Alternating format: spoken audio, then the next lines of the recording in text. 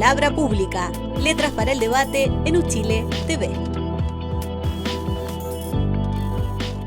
Bienvenidos y bienvenidas a Palabra Pública, Letras para el Debate, un programa que hacemos en conjunto a través de Uchile TV y la Radio Universidad de Chile.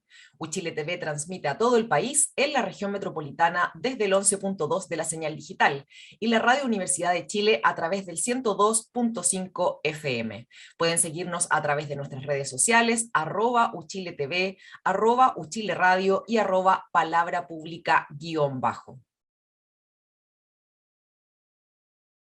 A solo semanas de la elección presidencial, las encuestas, dentro de lo que podemos confiar en las encuestas, muestran un incremento en la votación potencial del candidato José Antonio Kast, quien defiende ideas de ultraderecha y que incluso ha planteado como parte de su programa de gobierno cavar una zanja en el norte del país para controlar la migración irregular e incluso cerrar el Ministerio de la Mujer.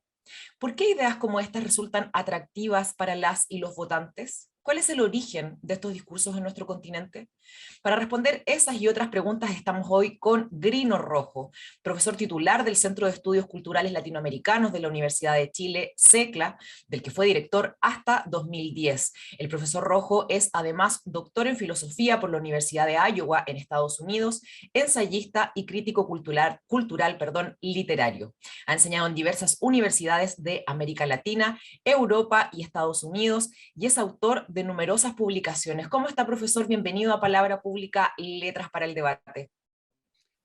Bueno, desde luego muchas gracias, ¿no?, por tener esta oportunidad de conversar con ustedes en un medio que es el de mi universidad, y que es un medio que tiene, por lo que me doy cuenta, un alcance considerable y que permite, digamos, aclarar algunas cosas que andan confusas o francamente erróneas.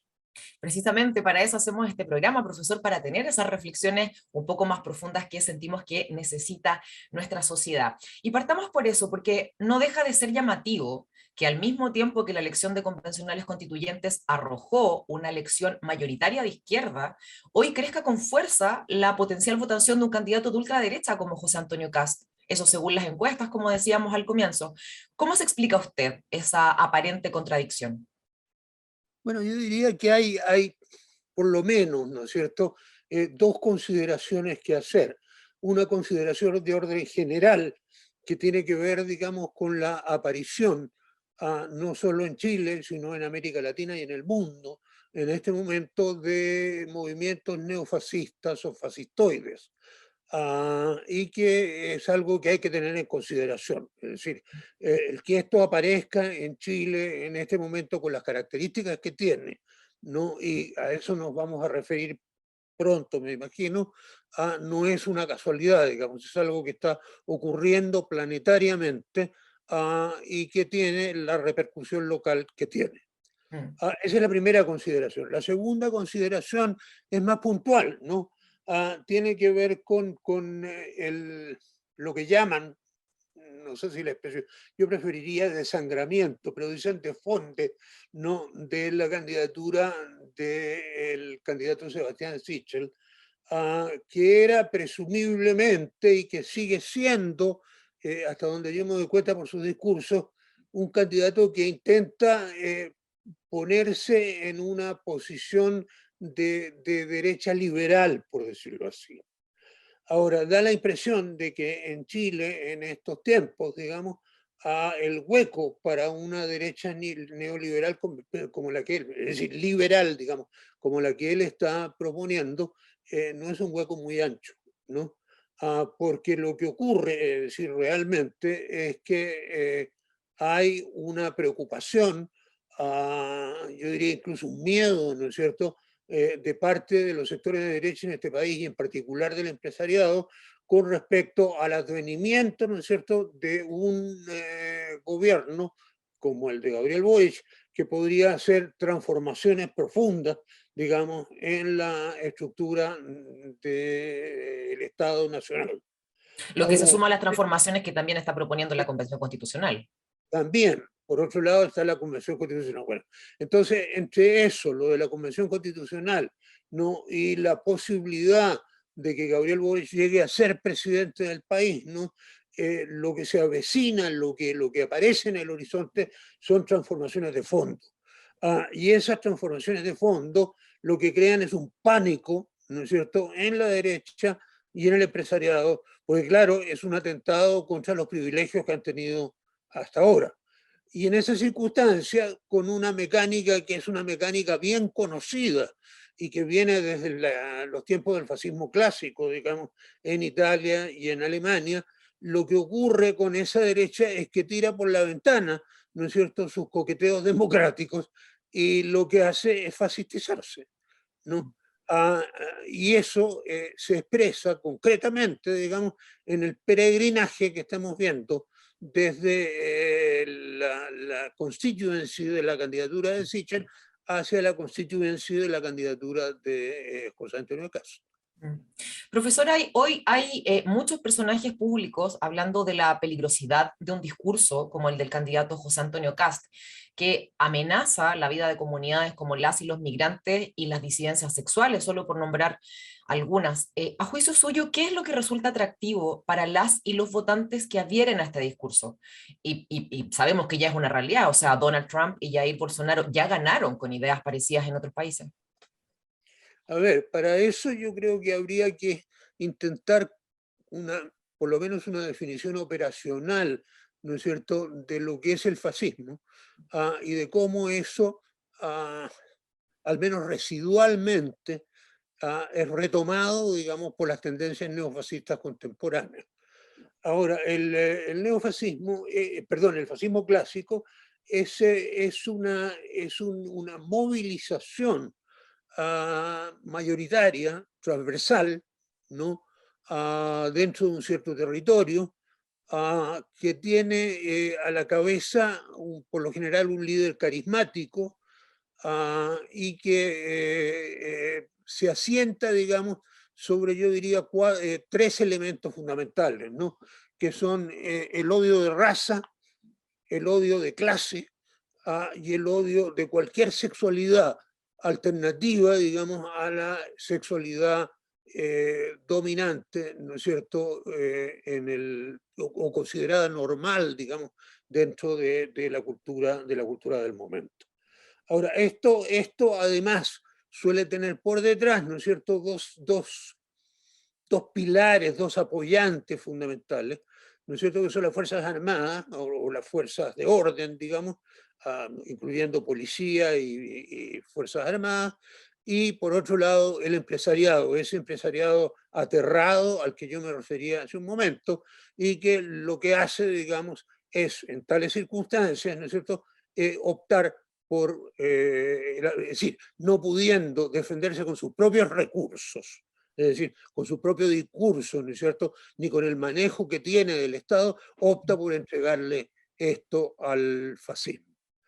Ahora, tú me preguntas qué es lo que ocurre contemporáneamente. Es decir, no cabe ninguna duda de que contemporáneamente y entre nosotros, en América Latina y en Chile en particular, ¿no es cierto?, esto que yo te acabo de describir de una manera muy sintética, tiene repercusiones, ¿no? Es decir, si tú piensas, por ejemplo, en el odio de raza, es simplemente cuestión de ver lo que ha ocurrido con los inmigrantes en el norte y lo que ocurre con la etnia mapuche en el sur. En el programa de don José Antonio Caz, los mapuches prácticamente no existen, ¿no? Es decir, lo que hay en el sur es un problema terrorista y delincuencial, de acuerdo a su programa, ¿no?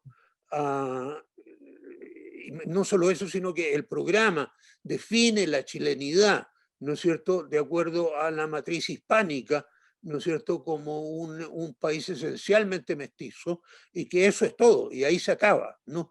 Coincidiendo, digamos, la definición que tiene José Antonio Caz con la que tiene Sergio Villalobos, y en última instancia con la que tenía Pinochet, digamos, que pensaba, digamos, que este era un país monolítico, ¿no es cierto?, uno solo, que aquí no había diferencias de ningún orden, ¿no? Entonces, bueno, ese odio de razas está en la inmigración en el norte, en esta gente que viene de Bolivia, del Perú, de Venezuela, de otros lugares, ¿no es cierto?, y está en el sur, en la problemática mapuche, ¿no es cierto?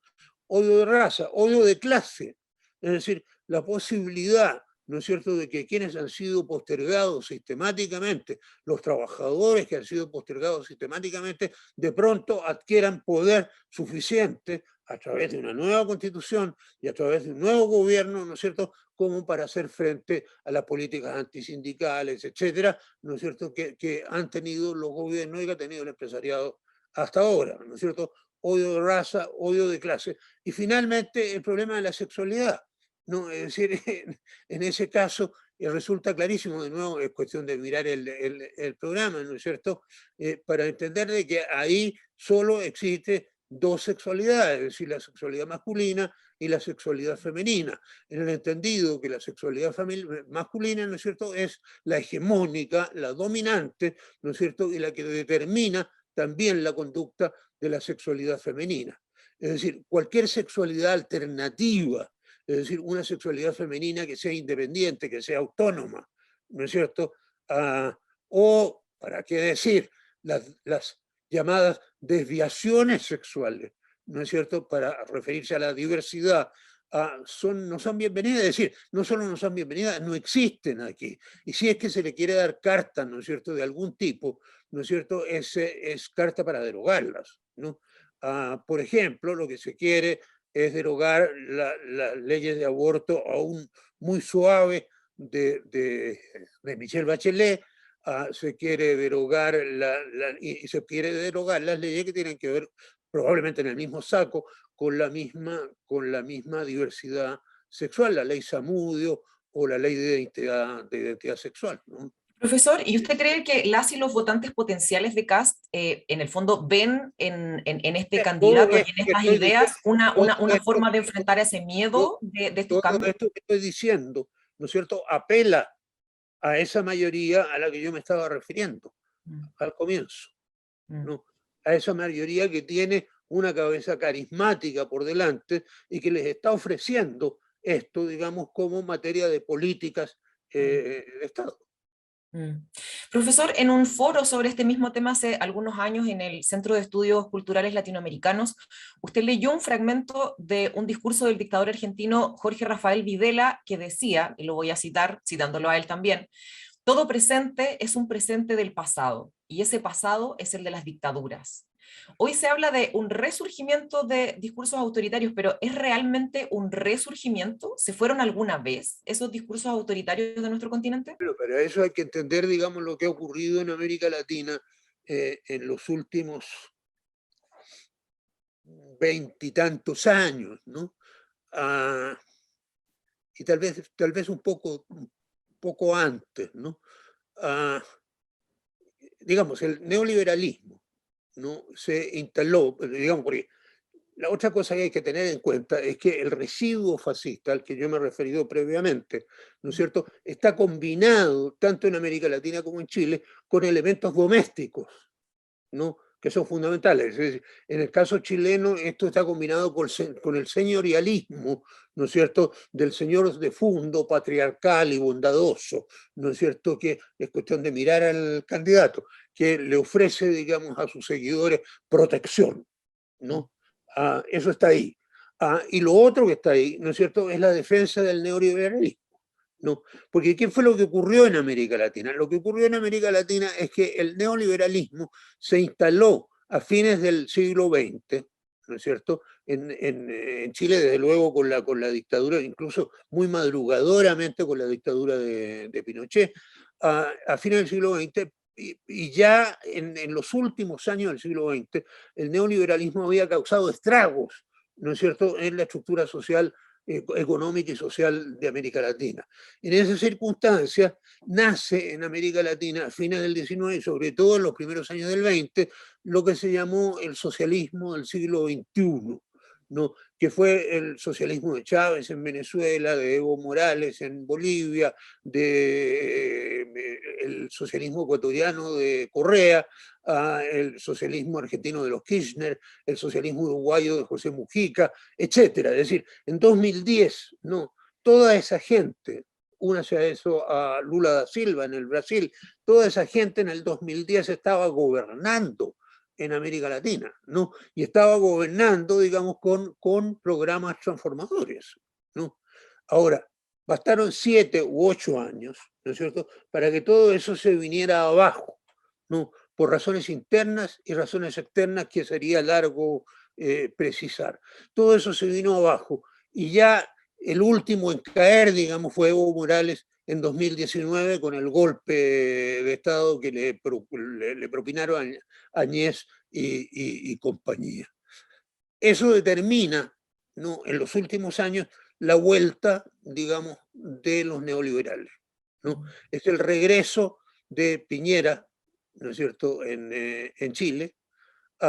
Es el regreso primero, digamos, del Lenin, ¿cómo se llama? Lenin ¿Moreno? Moreno en Ecuador y ahora recientemente de Guillermo Lasso.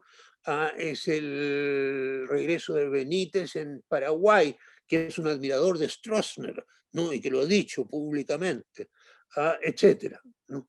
Es decir, es el neoliberalismo enteramente de vuelta, ¿no es cierto?, pero con una diferencia, que si bien es cierto que los gobiernos progresistas del socialismo XXI habían desaparecido, ¿no es cierto?, no había desaparecido el malestar de la población, ¿no?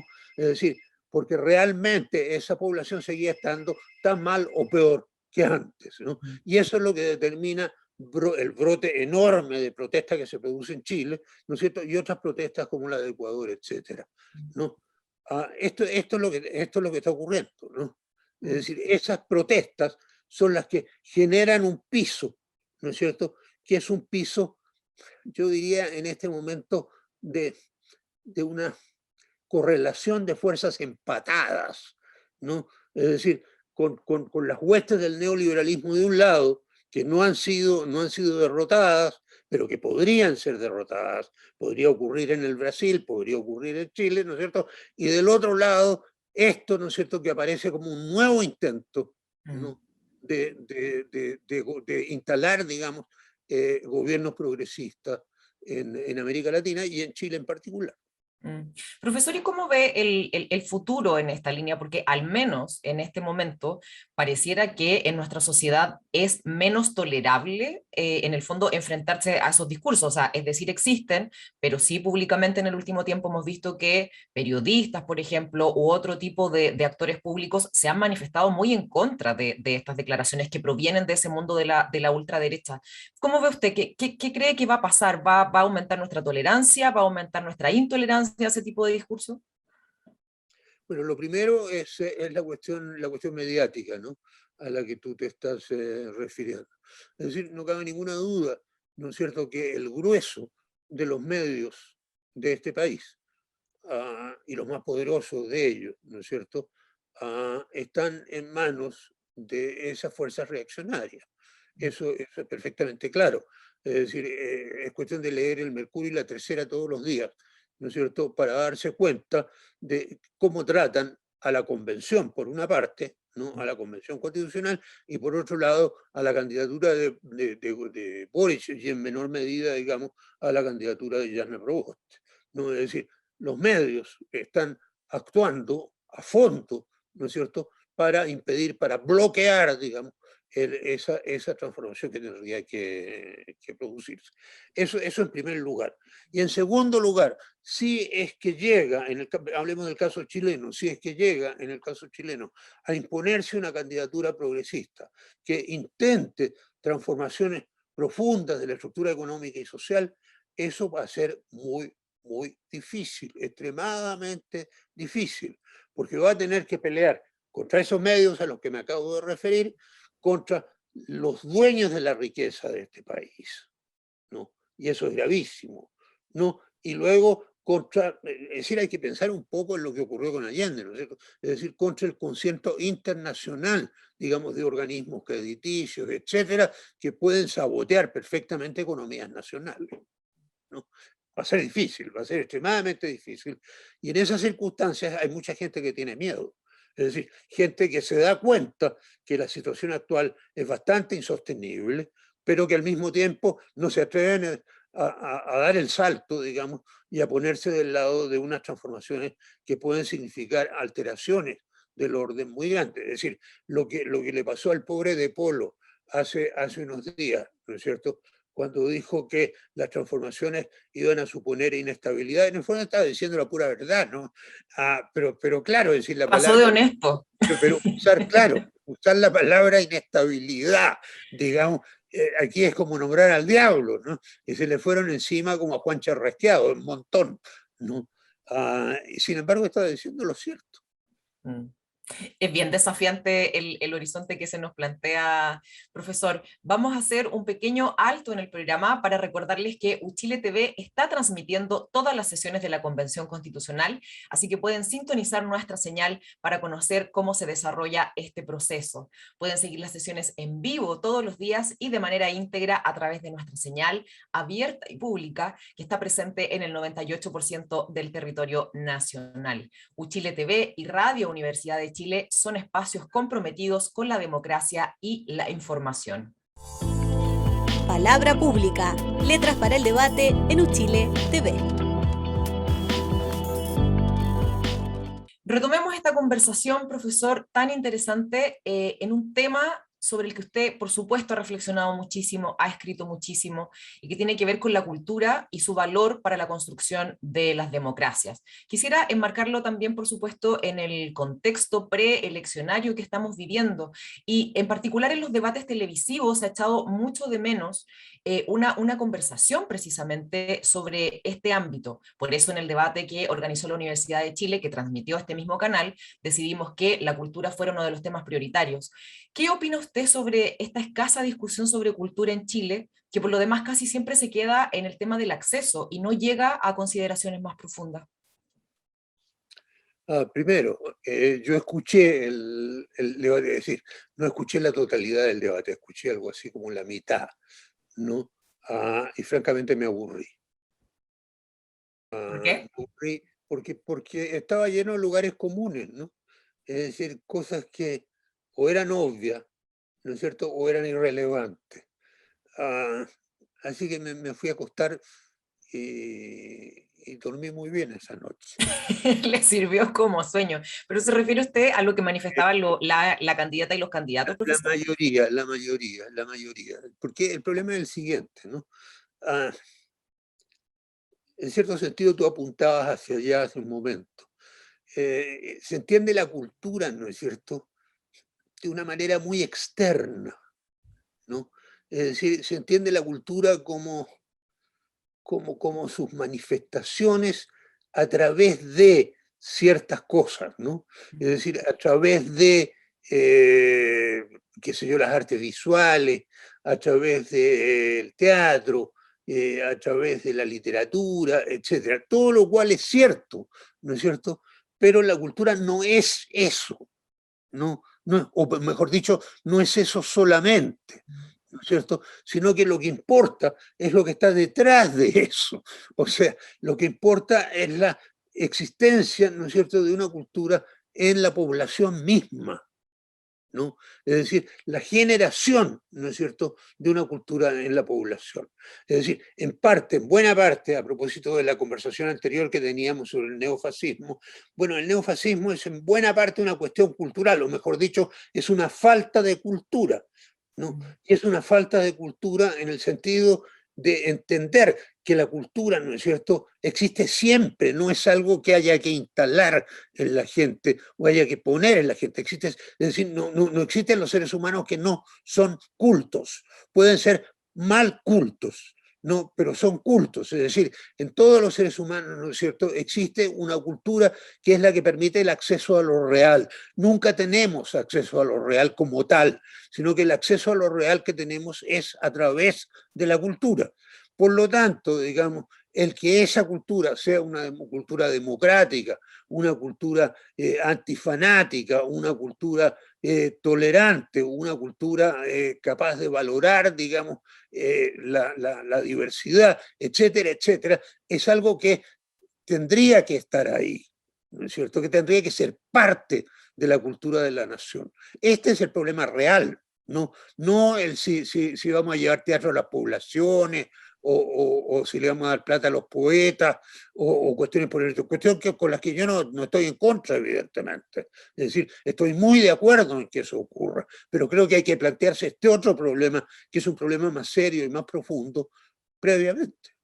¿Y eso cómo se materializa, profesor? Porque, por supuesto, lo que usted propone es, claro, un cambio de mirada y un cambio de paradigma, que es muy distinto, por ejemplo, de poner, vamos a llevar teatro a las poblaciones en un programa. ¿Cómo se materializaría esto en términos programáticos, por ejemplo, esta propuesta de la que usted habla y de la que deberían hacerse cargo, a su juicio, hoy las candidaturas a la presidencia?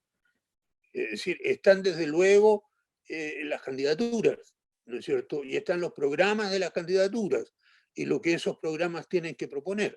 Y luego, dentro de la institucionalidad chilena, no he escuchado que Kass vaya a abolirlo eso. Todavía hay un Ministerio de Cultura, ¿no es cierto? Y hay un Ministerio de Educación. La educación, ¿no es cierto? El Ministerio de Cultura. Los partidos políticos. Los partidos políticos de la izquierda chilena, de la izquierda tradicional chilena, el Partido Comunista, el Partido Socialista, se pensaban, digamos, como escuelas, ¿no? Es decir, donde sus militantes, ¿no es cierto?, se formaban, ¿no? Y el partido se encuentra... Bueno, nada, todo eso está o desaparecido o debilitado, digamos, extremadamente en este momento. Bueno, hay que activar todos esos mecanismos y hay que activarlo con gente, digamos, que entienda lo que está haciendo, ¿no? Es decir, no con esta figura tan característica, digamos, del Chile actual, que son los, comillas, gestores culturales, ¿no? Es decir, que son unos señores, digamos, que actúan como especie de intermediarios, ¿no es cierto?, entre los grupos de presión digamos, y la estructura estatal que podría financiar esos grupos de presión.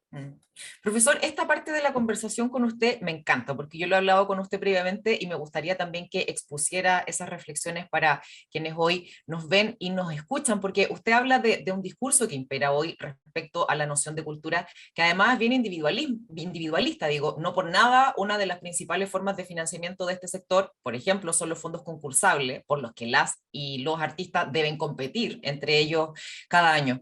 Y usted habla de una desintegración y una visión bien endeble de lo que es la cultura. Y quisiera que nos hiciera un poco de historia, de cómo llegamos a este punto de evaluar la cultura solo como estas ciertas expresiones culturales y perder de vista como el panorama completo. ¿Qué es lo que pasó en nuestro país que nos trajo a este momento? A ver, yo creo que en el periodo previo a la dictadura, ¿no?, que es el periodo en que yo me formé, ¿no?, había, no sé si muy conscientemente, pero había un tratamiento de la cultura que era más serio, más profundo que esto de ahora. Creo que la caída de todo eso, como la caída de muchas cosas en Chile, se produjo con el advenimiento de la dictadura, ¿no? Con el advenimiento de la dictadura y la instalación del neoliberalismo, que hay que entender, y esta es otra cuestión también, que el neoliberalismo no solo es una teoría económica, ¿no?, la teoría de Hayek, en fin, y todos los demás, ¿no?, sino que es una cultura, ¿no? Y es la cultura de la no cultura, ¿no? Es decir, es la cultura, el neoliberalismo, digamos, es teóricamente un individualismo extremo, ¿no? Es decir, por lo demás lo dijo Friedman en alguna ocasión, ¿no es cierto? Es decir, el problema no es la igualdad, el problema es la libertad, ¿no? Esta es la cuestión. Es decir, la libertad individual, ¿no es cierto? La libertad de cada individuo para construirse a sí mismo, para medrar, digamos, en el conjunto social, para imponerse a los otros a través de la competencia, etcétera, etcétera. Esta es una cultura. Esto no solo es una teoría económica, es una cultura. Y esa cultura lo que hizo, ¿no es cierto?, fue acabar con la otra cultura, ¿no? Es decir, con lo poco que había, digamos, de la otra cultura, es decir, de esa otra cultura en la cual había un énfasis en la igualdad, había un énfasis en la cooperación, en la colaboración, un énfasis, en fin, en la dimensión social de la vida de los seres humanos, ¿no? Eso lo hizo pedazos la dictadura, ¿no? Y en esas circunstancias la cultura también se individualizó, ¿no? Es decir, la cultura, digamos, se transformó, ¿no es cierto?, en los grupos que hacen cultura, ¿no? El grupo A, el grupo B, el grupo C, el grupo D. Es decir, ya no había, digamos, un proyecto cultural nacional, ¿no es cierto? Había simplemente gestiones, ¿no es cierto?, de grupos distintos o individuos distintos, ¿no es cierto?, que estaban haciendo contribuciones que, en el sentido que conversábamos hace un momento, ¿no es cierto?, eran contribuciones culturales, entre comillas. ¿Y cómo Ahora, salimos de eso, profesor? O sea, bueno, lo me esencial, pregunto si finalmente, espera, porque lo que usted describe es una cuestión espérate un bastante segundo. sombría, digamos. Espérate un segundo, porque yo tengo un largo artículo, ¿no es cierto?, que se publicó en España y se ha publicado en otros lados, sobre la cultura de la postdictadura, es decir, lo que vino después, ¿no? Y en ese artículo lo que yo digo, ¿no es cierto?, es que lo que vino después es correlativo, ¿no es cierto?, de lo que fueron las políticas de la postdictadura, que consistieron en la mantención de lo existente con algunas morigeraciones, ¿no? Es decir, ya después de la postdictadura o no se torturaba a nadie o se torturaba muy selectivamente, digamos, ah, ya había un margen mayor, digamos, de expresión de la libertad de opinar, de la libertad de actuar, etcétera, etcétera, de los partidos políticos, en fin. Había morigeraciones, ¿no es cierto?, pero en lo sustancial, ¿no?, se mantuvo el esquema generado en la dictadura. Y al mantenerse el esquema generado en la dictadura, lo que se creó, ¿no es cierto?, fue una olla de presión en el interior, porque la gente estaba sufriendo ese esquema, tanto como lo habían sufrido en la dictadura, no obstante, ¿no es cierto?, las libertades que se habían generado, ¿no? ¿Y por qué cree usted que se mantuvo eso, profesor? O sea, digo, en lo que usted define como la postdictadura, que son los últimos 30 años en la historia de nuestro país, ¿por qué cree que no hubo una intención más clara Esa de, fue, en el fondo, desactivar lo que usted propone que se había activado del modelo neoliberal durante la dictadura? esa fue una decisión que se tomó, digamos, en los años 80, ¿no? En los años 80, en el centro de los años 80, a mí me gusta ver a Julieta Kirwood, ¿no? En los años 80 se produjeron las grandes, desde el 82 en adelante hasta el 86, las grandes manifestaciones, las grandes movilizaciones populares, ¿no? Prácticamente desde los tiempos de la Unidad Popular, ¿no? Ah, que fueron movilizaciones tremendas, en que salió todo el mundo a la calle, salieron los pobladores, salieron los trabajadores, salieron los jóvenes, salieron las mujeres, etcétera, a protestar. Eran las grandes protestas. Ahora, hacia el 86, ya cuando Julieta muere, ¿no? Esas, esas esas protestas, digamos, son detenidas, ¿no? Es decir, entran en juego, digamos, los líderes políticos de la izquierda reformista, ¿no? Esas protestas, es decir, esos líderes bajan el tono a esas protestas y se inician conversaciones, digamos, con la dictadura, ¿no? Conversaciones que son las que van a redundar finalmente, ¿no es cierto?, en el grupo que se va a hacer cargo del poder en Chile con posterioridad a la caída de Pinochet. Ahora, en esas conversaciones, lo que se fragua, ¿no es cierto?, es una transición pactada, ¿no? Y lo que se vivió después de la caída de Pinochet fue exactamente eso, una transición pactada. Es decir, en el sentido de, bueno, yo te doy, pero tú me das, ¿no? Y eso es lo que ocurrió. Es decir, ¿qué es lo que me das tú? Sobre todo, la mantención del esquema económico, ¿no es cierto? Y yo te doy una cierta liberalización política, ¿no es cierto? Una cierta liberación cultural, mantención del esquema económico y también, en buena medida, y esto es muy importante y es algo que no está muy claro, ¿no es cierto?, en los programas de los candidatos, mantención, digamos, de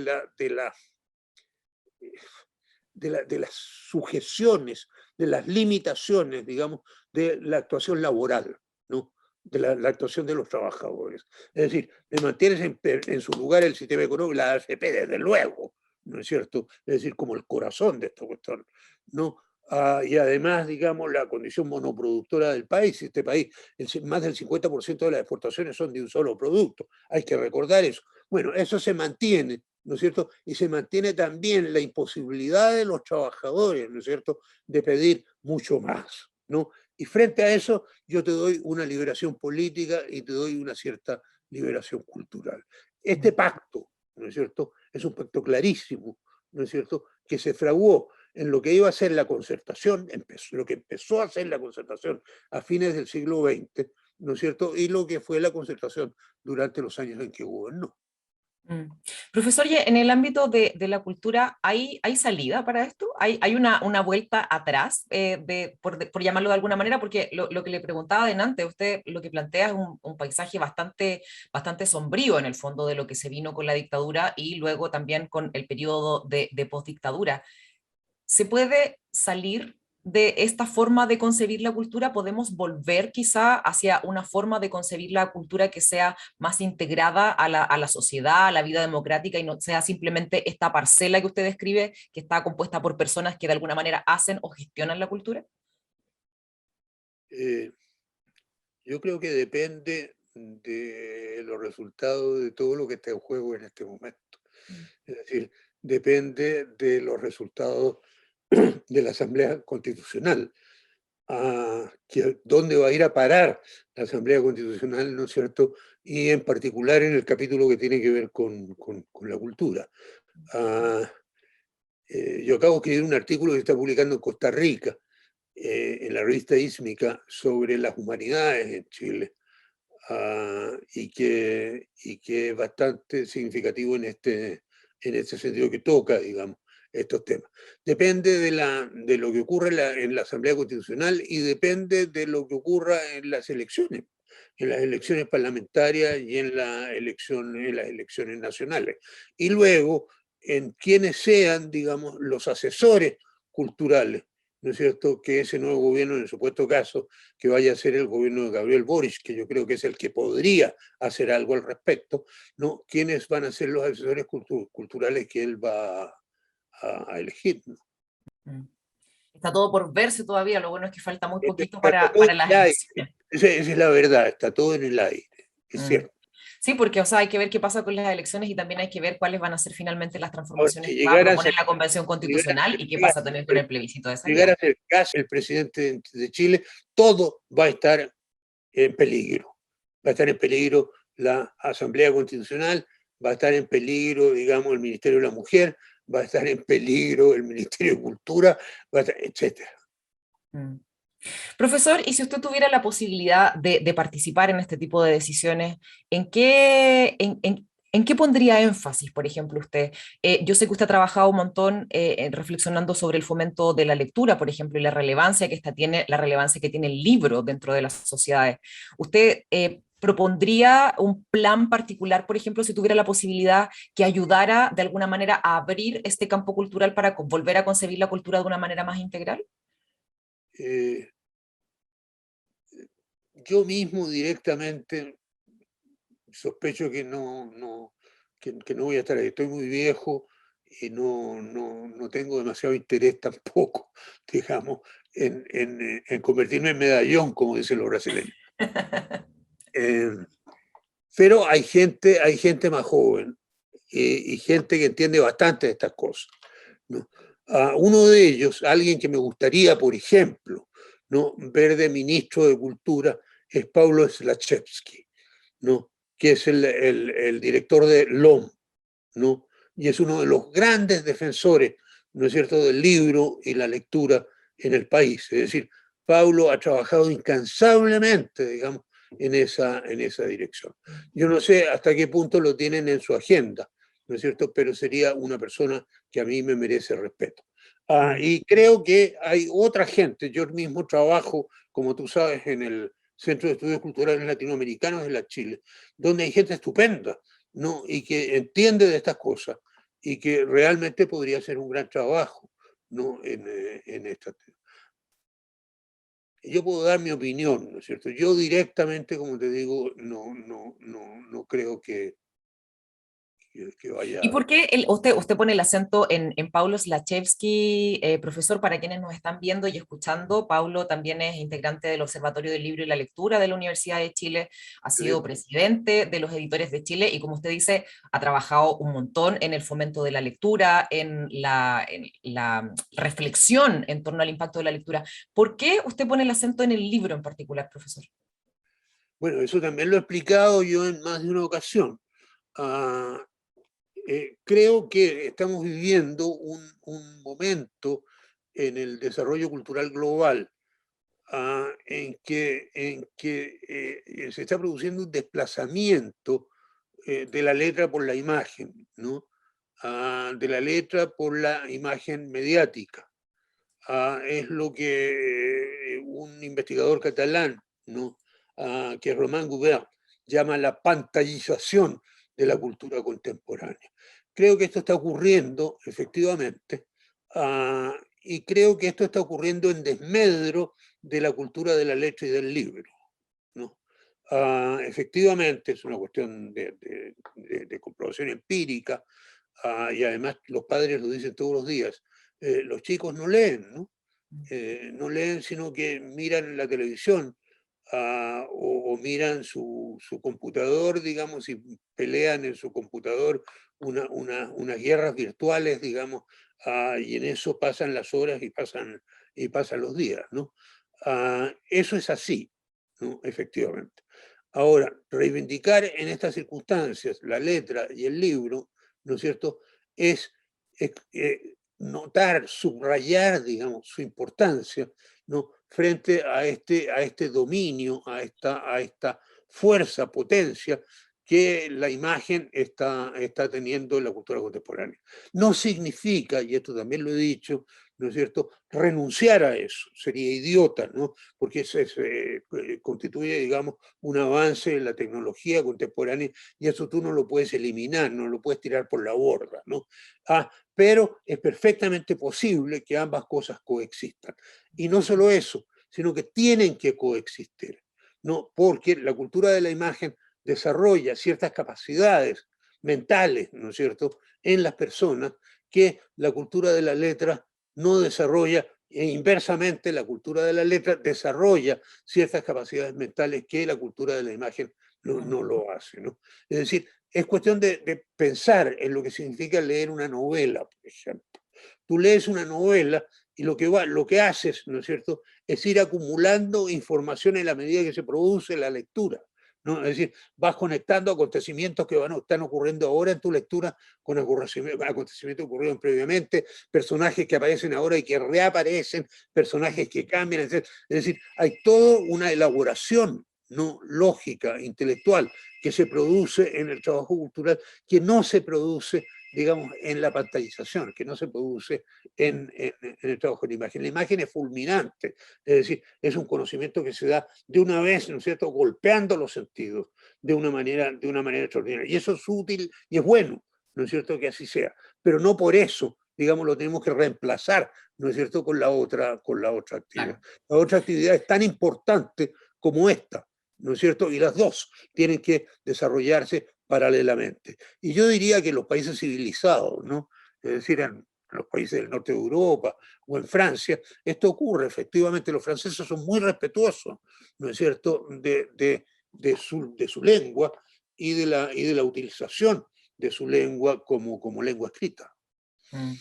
Enormes son los desafíos que hoy día nos ha planteado el académico y doctor en filosofía Grino Rojo, quien nos ha permitido comprender un poco más, por una parte, el auge de los discursos autoritarios en Chile y el continente, y por otra parte, reflexionar sobre este tema tan manoseado a veces, que es el que tiene que ver con cultura y también la proyección en las candidaturas presidenciales. Muchísimas gracias, profesor, por esta importante conversación.